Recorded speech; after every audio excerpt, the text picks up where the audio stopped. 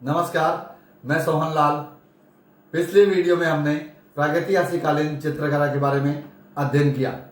आज हम प्रागैतिहासिककालीन चित्रकला की विशेषताओं के बारे में अध्ययन करते हैं। प्रागैतिहासिककालीन मानव ने इन चित्रों की जो विशेषताएं देखी हैं, उन विशेषताओं में अपन देख रहे हैं विषय वस्तु, रेखा, रूप, संयोजन, रंग, प्रकृति, छाया, प्रकाश और चित्र प्रेरणा। इन सभी बिंदुओं के ऊपर प्रागैतिहासिककालीन मानव ने यानी कि बहुत सारे चित्र बना करके इनको एक प्रकार से ये कहें कि प्रागैतिहासिककालीन कला को उन्नत स्वरूप दिया। इसमें सबसे पहले बिंदु विषय वस्तु। प्रागैतिहासिककालीन मानव की विषय वस्तु मुख्यतः आखेट रही है। उसका जीवन यापन भी ऐसे ही रहा है कि वो आखेट करना और अपना जीवन यापन करना। आखेट करते समय आखेट करके और उसने अपने गुफाओं के अंदर रह करके जो चित्र बनाए, उसमें प्रारंभिक जो चित्र प्राप्त होते हैं हमारे को गुफाओं में, वो सारे के सारे चित्र किस पशुओं के, या ये कहें कि हाथी है, घोड़ा है, गेंडा है और बहुत सारे जो पशु हैं उनके चित्र बनाए हैं, जो विशालकाय चित्र हैं। और उन चित्रों के साथ में या तो बीच में जो जानवर हैं वो बनाए हुए, उनके चारों तरफ तीर भाले वगैरह लेकर के बनाए हुए चित्र हैं। उसके बाद में धीरे धीरे वो विषय वस्तु बदलती हुई नजर आती है। जैसे जैसे मानव ने विकास किया है वैसे वैसे ही उन चित्रों में भी बदलाव हमारे को मिलता है। इसके बाद में जो चित्र बने हुए हैं वो चित्र पशुओं को आत्मसात रखते हुए बनाए हुए हैं। आत्मसात से तात्पर्य ये है कि मानव ने धीरे धीरे कृषि करना और पशुपालन करना ये कार्य प्रारंभ किए थे। इन्हीं के साथ में वो चित्र भी वहां पे ग्राम्य जीवन के, पशुपालन के, खेती करते हुए, या ये कहें कि पशुओं को अपने साथ रख करके उनके साथ जीना सीखा और उसी के साथ रह करके उन चित्रों को भी वहां पे बनाए। तो इस प्रकार से ये कहेंगे उसकी जो विषय वस्तु है प्रागैतिहासिककालीन मानव की, वो काफी उन्नत रही है और उसी के साथ में उसने साथ रह करके उनको वो चित्र बनाए हैं। दूसरा बिंदु आता है रेखा। प्रागैतिहासिककालीन मानव द्वारा जो चित्र बनाए हुए हैं उनमें बहुत ही सरल और स्वाभाविक रेखाओं का प्रयोग किया गया है, या ये कहें कि छोटा बच्चा जिस प्रकार से चित्र बनाता है उस प्रकार की रेखाओं का प्रयोग किया गया है। रेखाएं बिल्कुल सीधी, ज्यादा लौसदार नहीं हो सकती, या ये कहें कि वर्तमान के कलाकार की जैसी रेखाएं तो नहीं है, परंतु उस समय के मानव ने अपने स्तर की बहुत ही उन्नत प्रकार की चित्रों में रेखाओं का प्रयोग किया है। रेखाएं गहरी, मोटी, या ये कहें कि उसने स्वाभाविक रूप लिए हुए दिखाई देती हैं। वर्तमान का जो चित्रकार है जिस प्रकार से रेखाओं का प्रयोग करता है उसी प्रकार से वहां पे रेखाओं का प्रयोग किया गया है उन गुहा चित्रों में।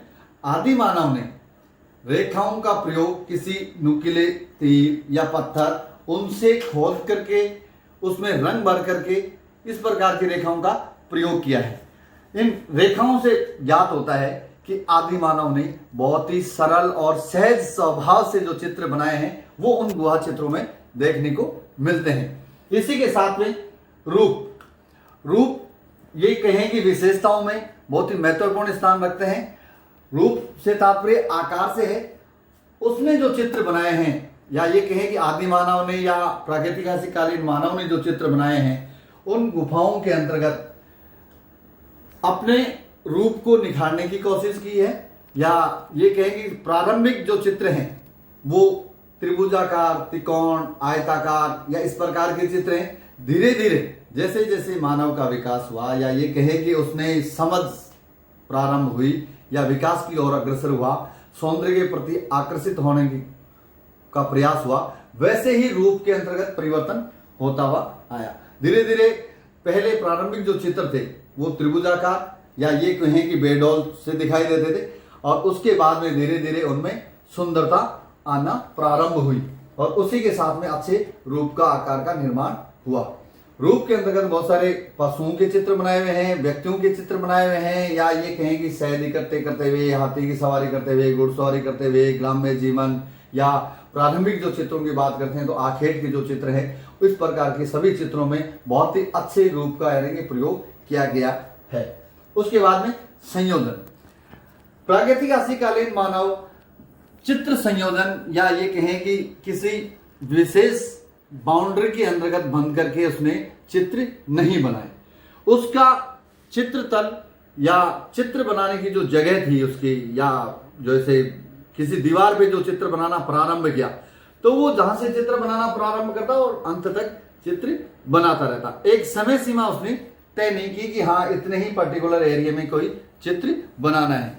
चित्र संयोजन का विशेष तौर से कोई ध्यान नहीं रखा गया, परंतु फिर भी उन चित्रों के अंतर्गत यह देखा जाता है कि चित्र एक घटना को या ये कहें कि एक पर्टिकुलर एरिया में बनाए गए हैं, एक पर्टिकुलर जगह पे बनाए गए हैं, जिसमें जैसे ग्रामीण दृश्य है, शहद एकत्रित करते हुए का जो दृश्य है, या किसी पशु का शिकार करते हुए का जो दृश्य है, वो पूरी की पूरी दीवार पर यानी प्रदर्शित होता है और पता लगता है कि ये अच्छे संयोजन का ही एक रूप है। और अच्छे संयोजन की ओर मानव ने उस समय भी एक प्रागैतिहासिककालीन चित्रों के अंतर्गत चित्र बनाने की कोशिश की गई। उसके बाद में जो बिंदु आता है वह है रंग, कलर। प्रागैतिहासिककालीन मानव ने सरल और सहज रंगों का प्रयोग किया गया। मुख्यतः गेरू, लाल, पीला, काला, सफेद इस प्रकार के रंगों का प्रयोग किया गया। चित्रों में रंग भरते समय प्रागैतिहासिककालीन मानव प्रकृति प्रदत्त जो चीजें थी जैसे हड्डियां हैं उनमें कलर मिक्स करता था, और ब्रश भी प्रकृति से किसी पेड़ की टहनी को कूट करके उससे यानी ब्रश बनाया करता था और स्वाभाविक रूप से रंग भरा करता था। कुछ चित्रों में रंग के साथ में पशुओं की चर्बी मिला करके भी उन चित्रों में भरी जाती थी।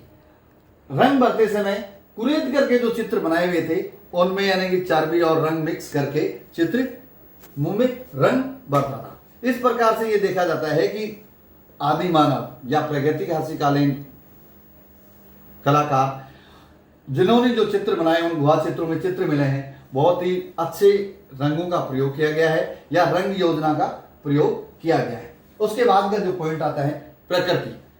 वैसे तो प्रागैतिहासिककालीन मानव ने प्रकृति का विशेष चित्रण नहीं किया है अपने गुहा चित्रों में, परंतु प्रकृति से तात्पर्य कि बादल है, पृथ्वी है, या ये कहेंगे झरने हैं, पहाड़ है, नदी है, तालाब है, इस प्रकार के चित्र वहां पे नहीं मिलते। परंतु प्रकृति के साथ में आत्मसात रहते हुए भी आदि मानव ने वहां पे जो चित्र बनाए हैं वो बहुत ही अच्छे दिखाई देते हैं। धीरे धीरे जब बाद के जो चित्र हैं प्रागैतिहासिककालीन के, उसमें जैसे पशुपालन है, कृषि करना है, खेती करना है, उसके बाद के जो चित्र आते हैं उनके अंतर्गत कई जगह प्रकृति के यानी कि चित्र मिलते हैं। उसके बाद में आता है छाया प्रकाश का प्रयोग प्रागैतिहासिककालीन चित्रों में किया है। प्रागैतिहासिककालीन चित्रों में विशेष रूप से छाया और प्रकाश का प्रयोग तो नहीं किया गया है, परंतु कई जगह यह देखा गया है कि गहरी रेखाएं खींच करके भी उन चित्रों को थोड़ा सा गहरा दिखाने की कोशिश की गई है, और उन चित्रों में स्वाभाविक रूप से यह प्रदर्शित होता है कि छाया प्रकाश का विशेष कोई योगदान नहीं रहा है। उसके बाद में आता है चित्र प्रेरणा। प्रागैतिहासिककालीन मानव को चित्र प्रेरणा कहां से मिली, कैसे मिली, ये सारी चीजें उसको देखने को मिलती हैं। प्रागैतिहासिककालीन मानव या तो कोई जादू टोने, भय या डर इस प्रकार से प्रेरित होकर के उन चित्रों का निर्माण करना प्रारंभ किया है। शायद जैसे किसी पशु का शिकार करना है तो शिकार करते समय जाने से पूर्व वो चित्र बना करके जाता था अपनी गुफाओं में।